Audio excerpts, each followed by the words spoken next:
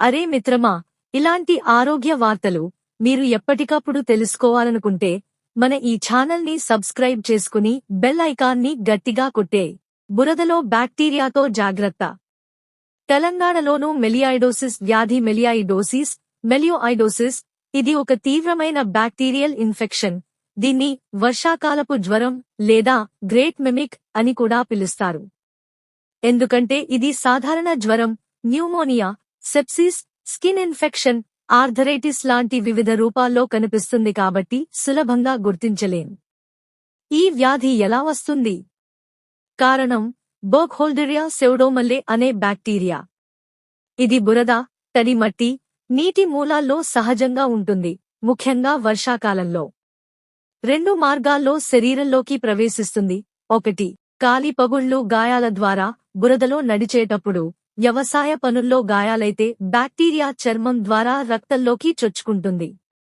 2. గాలి ద్వారా, ఇన్హలేషన్, తేమ ఎక్కువగా ఉన్నప్పుడు బ్యాక్టీరియా గాలిలో తేలియాడి ఊపిరితిత్తుల్లోకి వెళ్తుంది. ఎవరికి ఎక్కువ ప్రమాదం? డయాబెటిస్ ఉన్నవారు అత్యధిక risk. Chronic kidney disease, cancer, immunosuppressive మందులు వాడేవారు, అధిక మద్యపానం చేసేవారు, వ్యవసాయం చేసేవారు, రైతులు, కూలీలు, బురదలో పని చేసేవారు. సాధారణ లక్షణాలు సాధారణ జ్వరం లాగానే కనిపిస్తాయి కాబట్టి తప్పుగా భావిస్తారు. హఠాత్తుగా వచ్చే జ్వరం, చలి జ్వరం, కీళ్ల నొప్పులు, కండరాల నొప్పి, దగ్గు, శ్వాస ఇబ్బంది, ఛాతీ నొప్పి, న్యూమోనియా లాగా, చర్మంపై గడ్డలు, చీము కారడం, అల్సర్లు, కడుపు నొప్పి, వాంతులు, డయేరియా.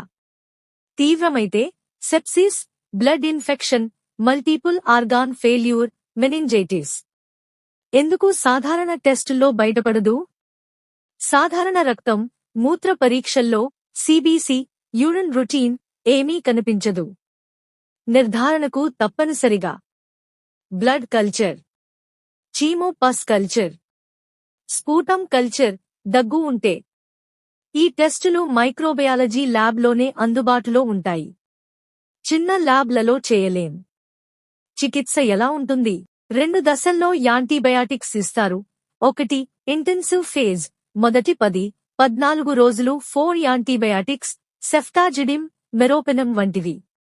2. ఎరాడికేషన్ ఫేజ్, 3-6 నెలలు ఓరల్ యాంటీబయాటిక్స్, కోట్రైమాక్సజోల్, డాక్సీసైక్లిన్. సకాలంలో చికిత్స అందితే నయమవుతుంది.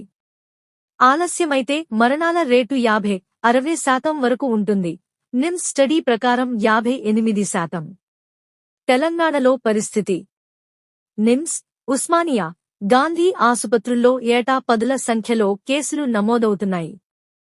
వర్షాకాలంలో జూన్, అక్టోబర్ ఎక్కువగా వస్తుంది. గ్రామీణ ప్రాంతాల్లో అవగాహన లేకపోవడం వల్ల సకాలంలో గుర్తించలేక మరణాలు ఎక్కువవుతున్నాయి. జాగ్రత్తలు ఏమిటి? బురదలో నడిచేటప్పుడు రబ్బర్ బూట్లు, చెప్పులు తప్పనిసరి. కాలి గాయాలు, పగుళ్లు వచ్చినప్పుడు వెంటనే శుభ్రం చేసి యాంటీసెప్టిక్ రాయండి. జ్వరం, కీళ్ల నొప్పి, చర్మంపై గడ్డలు వచ్చినప్పుడు సాధారణ జ్వరం అని తేలికగా తీసుకోకండి. డయాబెటిస్ ఉన్నవారు ముఖ్యంగా జాగ్రత్త, గాయాలు త్వరగా ఇన్ఫెక్ట్ అవుతాయి. జ్వరం 5-7 రోజులు కొనసాగితే లేదా లక్షణాలు మెరుగవకపోతే పెద్ద ఆసుపత్రిలో బ్లడ్ కల్చర్, పస్ కల్చర్ చేయించుకోండి. వర్షాకాలంలో బురదలో నడిచిన తర్వాత జ్వరం వచ్చినప్పుడు జ్వరమే కదా అని లైట్ తీసుకోకండి. మెలియాయిడోసిస్ అని అనుమానం వస్తే వెంటనే పెద్ద ఆసుపత్రికి వెళ్ళండి. సకాలంలో గుర్తిస్తే 100% నయమవుతుంది. మీకు లేదా మీ చుట్టుపక్కల ఎవరికైనా ఈ లక్షణాలు కనిపిస్తున్నాయా?